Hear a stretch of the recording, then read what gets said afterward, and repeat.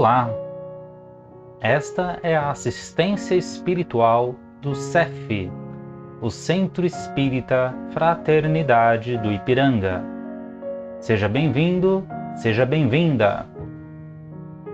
Procure estar em um ambiente tranquilo, calmo e silencioso e tenha próximo um recipiente com água, que será magnetizada após a preleção de hoje. Começaremos em instantes. Busque se manter tranquilo, tranquila e com um pensamento no Mestre Jesus.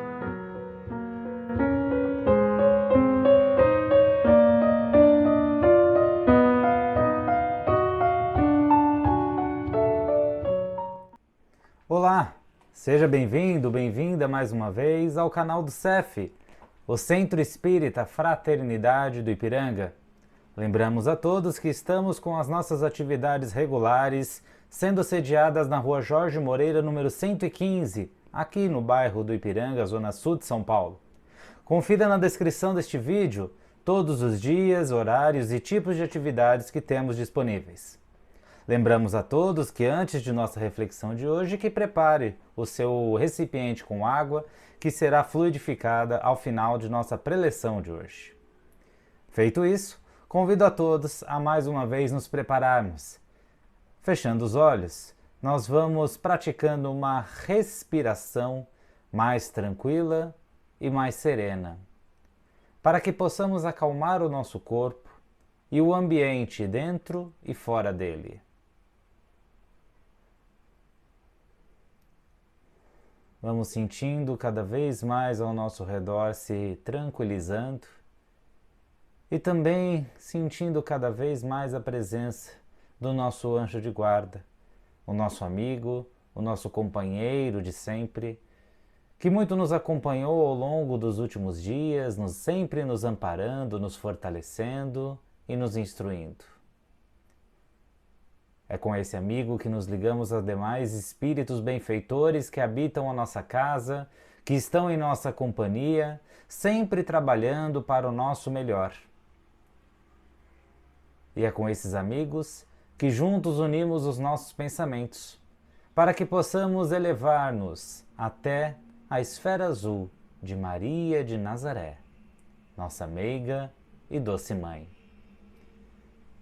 Com Maria nos sentimos mais uma vez abraçados, acolhidos, tocados com o seu imenso carinho e amor. E contigo, mãezinha espiritual, nos elevamos até a esfera crística de Jesus, o nosso Mestre. Mais uma vez agradecendo por todos os ensinamentos da Boa Nova, por todas as bênçãos que desprende em nós enquanto caminhamos sobre a terra. É contigo, Jesus, que nos elevamos até a esfera de Deus nosso Pai, onde agradecemos pelo dom da vida, agradecemos por todas as oportunidades de crescimento, para que através de única e exclusivamente a nossa vontade sejamos cada vez melhores. E assim rogamos, Pai nosso que está nos céus, santificado seja o vosso nome, venha a nós o vosso reino, seja feita a vossa vontade assim na terra como ela é feita no céu. O pão nosso de cada dia dá-nos hoje. Perdoa, Pai, as nossas dívidas, à medida em que perdoamos aos nossos devedores. Não nos deixe cair em tentação, mas livra-nos de todo e qualquer mal, que assim seja, graças a Deus. Pureza, estado puro das coisas. Hoje, essa palavra está muito ligada no nosso cotidiano a, por exemplo, elementos químicos. A água que está limpa, que está pura, ou seja, ali só tem água. A terra que está pura, ou seja, sem sujeira, só terra. E assim por diante. Para a espiritualidade, para os espíritos, no entanto, pureza tem um significado a mais, como nos ensina o Livro dos Espíritos. Quanto mais o espírito está puro, mais ele está elevado, evoluído. E para estar puro, as impurezas, as sujeiras, são justamente os sentimentos que o espírito carrega frente às coisas que são temporárias em nossa existência. frente àquilo que nos agrega em determinado momento, nos serve de ferramentas para evoluir, mas que não carregamos conosco conforme a evolução acontece. Essas coisas são os bens materiais e não só os bens físicos, estritamente, mas tudo o que está ligado à matéria e tudo o que suscita o espírito em favor da matéria. Hoje é fácil para nós compreendermos quais são as chagas da humanidade, o que de fato faz o mundo ser o como ele é hoje e a sua necessidade de evolução. Resumindo, podemos apenas citar duas como as maiores: o orgulho e o egoísmo. E o orgulho e o egoísmo, necessariamente nessa ordem, estão integralmente ligados à matéria e a como o espírito se deixa envolver ainda por esses sentimentos para patrocinar a matéria e desmerecer, tirar do foco o seu próximo, por exemplo. O estado puro do espírito se dará algum determinado dia. Isso é uma lei natural, é lei de evolução. Todos nós seremos puros. Mas até lá devemos justamente aprender com o orgulho e com o egoísmo, errando e acertando, errando mais um pouco, acertando de novo e assim sucessivamente. Porém, a doutrina espírita foi codificada por Allan Kardec e trazida através dos espíritos superiores para nos dar justamente esse caminho a percorrer, para nos dar o raciocínio do que virá a seguir, do que o futuro nos espera.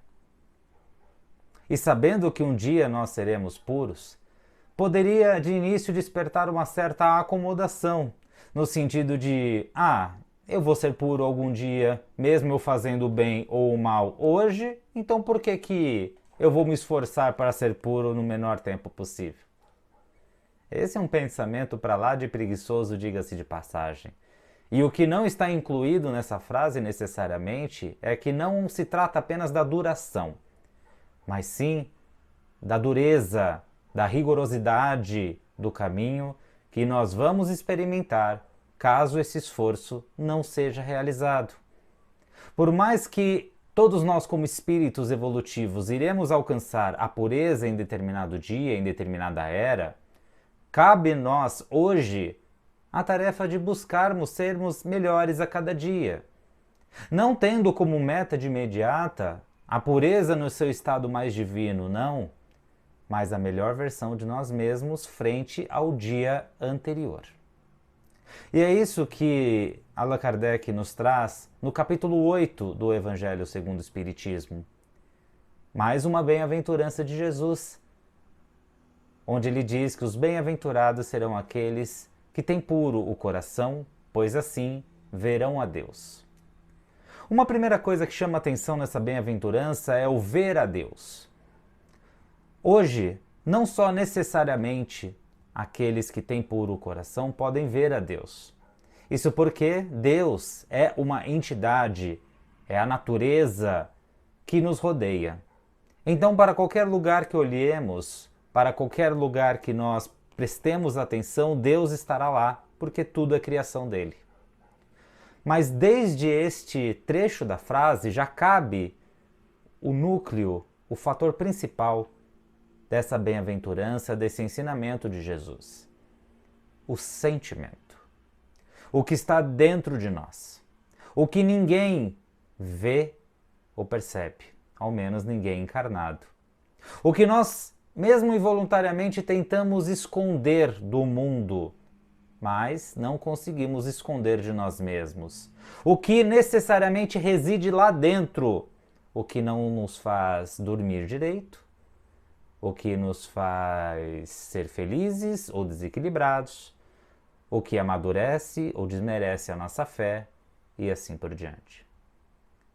A pureza de coração na qual Jesus se refere é justamente essa pureza mais a fundo, essa pureza que habita a nossa consciência, que vez ou outra nos ataca através da nossa ansiedade, do nosso nervosismo, do nosso orgulho. É essa pureza na qual ele se refere. Jesus é bem claro ao dizer que enxergar a Deus com o coração é diferente do que enxergar a Deus através dos olhos, através de suas obras. Porque todos nós podemos observar a natureza com os olhos, mas poucos realmente se esforçam para desfrutar de tudo o que a natureza tem a nos oferecer. Nós, por exemplo, que residimos em grandes cidades, em centros urbanos, respiramos muito mais o ar misturado com concreto do que o ar que vem das plantas, do ar que brota da terra. Quantas vezes, por exemplo, nós tiramos os nossos calçados para com os nossos pés descalços sentirmos a energia da terra? Esses são meros exemplos, grosseiros aliás, do que a natureza nos oferece e do que no nosso cotidiano nós usufruímos. É bem pouco, diga-se de passagem. Então, ver a Deus é realmente enxergar a fundo toda a obra do Criador, toda a energia que reside no universo, que conspira a nosso favor, todos os fluidos, todos os benefícios que Deus cria para nos beneficiar. Acordar de mau humor, por exemplo, já nos priva justamente da alegria, já nos priva de ter um dia mais leve e nos leva, do contrário, a andar com energias mais pesadas, a andar com pensamentos mais nocivos. Este é um exemplo do que nós podemos usufruir no nosso dia e daquilo que nós nos privamos. Quando Jesus, nesse capítulo, por exemplo, se refere às crianças, na famosa passagem Deixai vir a mim as criancinhas, ele se refere àquele estado que toda criança tem, de uma alegria inata, de uma ingenuidade, de fazer amizades, por exemplo, de forma tão fácil e tão natural, de conservar ali uma energia tão ativa, tão atuante, que preenche todos os espaços. Quem convive com crianças pequenas sabe o quanto de energia esses pequenos seres carregam, o quanto que eles precisam realmente desafogar para viver melhor. Então essa naturalidade, essa energia positiva, essa alegria, esse sorriso natural é o que Jesus se referiu nessa passagem. E as crianças, pela sua ingenuidade, elas justamente são mais suscetíveis a terem os cuidados de perto dos adultos para que elas simplesmente não se envolvam em coisas que podem lhe fazer mal. Como, por exemplo, ir a qualquer lugar, comer de tudo mesmo sem conhecer o alimento, fazer amizade com pessoas talvez que não tenham boas intenções e assim por diante. Então essa ingenuidade, essa energia primitiva das crianças é uma pequena amostra daqueles que são puros de coração. Jesus, ali nesse mesmo capítulo que Kardec nos traz a questão do adultério de uma forma nunca antes vista, onde ele pondera que o adultério, por exemplo, se faz no pensamento. Ao olhar uma outra pessoa e ter por ela sentimentos que vão muito além do simplesmente olhar, o adultério já é praticado. Vejam então que não é necessário o ato em si, apenas o pensamento. E o que falar dos escândalos então? Os escândalos são todos os atos maldosos que nós cometemos. Mas aqui, mais uma vez, neste capítulo, prepondera a questão da intenção. Porque muitas vezes nós presenciamos um ato, muitas vezes ilícito, muitas vezes maldoso, mas alguns desses atos são praticados, quer que queiramos acreditar ou não, sem a intenção. Então, esse capítulo ele vai justamente na questão da intenção. Porque não importa nós escondermos as nossas intenções frente às outras pessoas, nós continuaremos a conviver com essa intenção todos os dias. E principalmente, Deus, que está em nosso coração e em nossa mente, Ele sabe das nossas intenções. E é com base nelas que a aplicação das leis, como por exemplo a de ação e reação, se executa, se faz presente.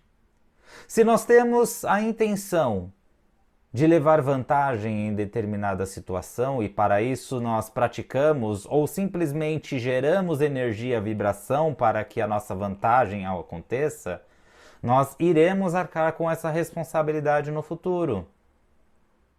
Outro ponto interessante é que nós somos atrapalhados, vamos dizer assim. Nós somos desastrados de certa sorte.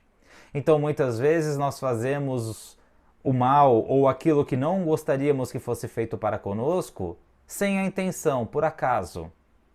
Muitas vezes esbarramos numa pessoa na rua sem querer, fechamos um outro carro na avenida também sem a intenção. E tudo isso é levado em conta pela espiritualidade. Então, com esse ensinamento, os nossos pensamentos, os nossos sentimentos ganham uma outra camada, uma outra conotação. Porque todas as nossas atitudes nascem dos nossos pensamentos e sentimentos. Tudo começa dentro de nós. Nada é exteriorizado sem que não faça parte da gente, mesmo os nossos instintos. Tudo começa do nosso interior. E é por isso que se faz extremamente importante e necessário o autoconhecimento. Porque ele vai realmente nos colocar no caminho de acordo com a escala evolutiva que estamos. Muitas vezes, por exemplo, nós somos consultados no CEF acerca de sentimentos que nós não deveríamos supostamente ter, como, por exemplo, raiva, rancor, vingança e assim sucessivamente. E uma coisa que eu tenho particularmente é que nós não conseguimos evitar aquilo que somos. É por isso que é importante nós estabelecermos uma régua na qual nós seremos seguir. Porque se essa régua for até Jesus, ela ainda é muito grande, ela é ainda muito extensa. E nós vamos nos frustrar, porque ninguém vira Jesus da noite para o dia. Muito pelo contrário, ainda temos uma longa estrada pela frente.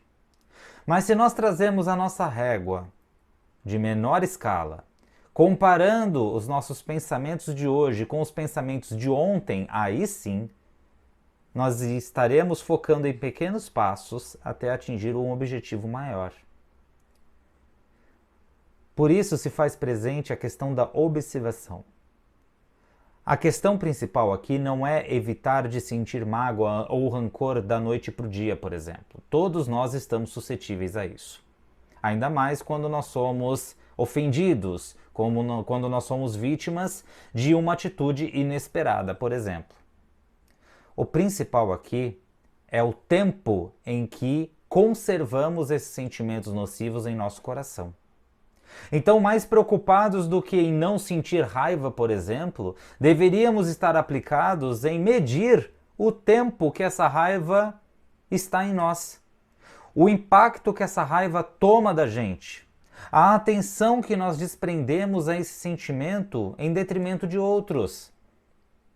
Lembremos do exemplo há pouco da questão do mau humor. Nós não podemos muitas vezes evitar acordar de mau humor. Se nós simplesmente não conseguimos dormir bem a noite passada, se as preocupações nos atingiram no dia anterior, enfim, é natural. É natural. Mas quanto tempo dura esse mau humor? Ele dura o dia inteiro? Ele dura só pela manhã? Ele dura 1 hora? Ele dura alguns minutos?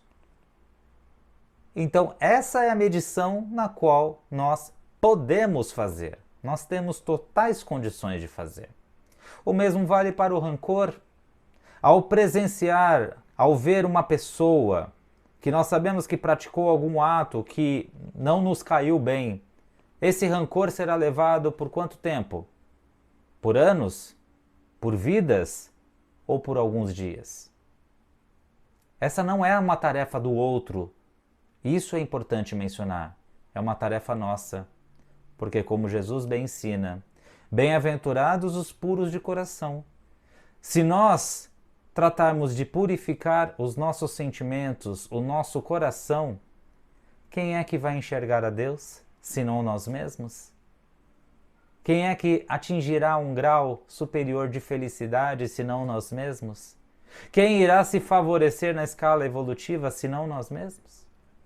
Só temos a ganhar se purificarmos o nosso coração. Então que nós consigamos refletir e ter em mente essa tarefa de casa, essa lição de casa, de justamente medir, ponderar o tempo e a intensidade com que sentimentos nocivos ao nosso espírito ocupam o nosso coração e qual é a atenção que nós damos justamente a esses sentimentos que não nos agregam em nada e que os sentimos hoje justamente para aprender essas lições valiosíssimas que muito vão nos favorecer no amanhã. Então vamos seguir para as nossas vibrações com essa reflexão em nosso coração. Peço novamente que fechemos os olhos e vamos nesse instante voltar os pensamentos àquilo que nos faz felizes, àquilo que nos faz alegres, para que possamos emanar a melhor das nossas energias do nosso interior. Assim, imaginemos o planeta Terra todo iluminado, principalmente nos corações daqueles irmãos que sofrem devido a desastres naturais ou conflitos. Vamos vibrar muita alegria para o nosso Brasil. Que esta terra tão querida possa conviver de forma mais pacífica, mais ordenada, fortalecendo o diálogo e o entendimento entre os brasileiros. Vamos vibrar por aqueles que estão nas ruas, entregues à solidão, à fome, o frio, para que a nossa energia possa aquecer a esperança que reside em seus corações. Vamos vibrar muita saúde para os enfermos, para os doentes da alma e do corpo. Vibramos pelos órfãos, pela idade idosa, pelos encarcerados, por aqueles que ainda se deixam dominar pela cólera, pela mágoa. Vibramos pelos lares da terra, para que haja compreensão, empatia. Vamos mentalizar o nosso próprio lar, rogando mais uma vez a presença de Jesus aqui conosco, iluminando cada cantinho e os corações daqueles que convivem com a gente. Vamos vibrando pelo CEF, por todos os demais centros espíritas no Brasil e no mundo, bem como as demais religiões, por todas as igrejas, por todos os templos, os terreiros, as mesquitas. Vamos vibrar por aquela pessoa em especial que sabemos mais carecer dessas energias. Vamos pedindo licença para vibrar por nós mesmos, que possamos, neste dia, mais uma vez renovar em nós a boa vontade de aprender e de sermos melhores. Dedicamos as nossas energias, o restante das vibrações, para a espiritualidade superior, para que mais sabiamente possa distribuir onde for necessário. E mantendo essa mesma sintonia, passemos ao passe da semana. Vamos todos juntos mentalizando que a luz de Jesus, uma luz radiante e calorosa, surge do alto e é derramada sobre nós neste momento. Da cabeça aos pés, sentimos o nosso corpo sendo tocado por tal energia, que reenergiza as nossas células corporais, fortalece o nosso veículo físico. E com o pensamento em Jesus, pela nossa fé, que nós possamos abrir a nossa mente e coração para que essa energia também entre em nossa consciência, toque a nossa alma, fortaleça os nossos sentimentos. E mantendo esse mesmo pensamento, nós vamos pegando aquele recipiente, aquele copo com água que reservamos e abraçamos esse recipiente com as nossas mãos, mentalizando que essa mesma energia que passa por nós é transmitida a esta água, para que através de nossas mãos possamos trabalhar na sua fluidificação, reenergizando cada molécula deste líquido para que ele sirva de sustentação espiritual adicional na nossa assistência de hoje. E assim, felizes por este momento de reunião em nome de Jesus, nós agradecemos do fundo do nosso coração por mais esta oportunidade, elevando o pensamento a Deus e rogando graças a Deus. Mais uma vez, agradeço imensamente a sua atenção e a sua audiência até aqui. Não se inscreveu no nosso canal? Ainda não compartilha os nossos conteúdos? Nos ajude, se inscreva, compartilhe os nossos vídeos, nós temos muito material bacana divulgados toda semana. Também temos estudo das obras básicas do Livro dos Espíritos e Evangelho segundo o Espiritismo e teremos ainda neste mês de março um conteúdo bem legal, uma palestra excepcional na qual nós estaremos publicando. Fique atento, curta este vídeo, nos ajude com este trabalho. Vou ficando por aqui, rogando mais uma vez que Jesus acompanhe os nossos passos, hoje e sempre. Um grande abraço e tchau!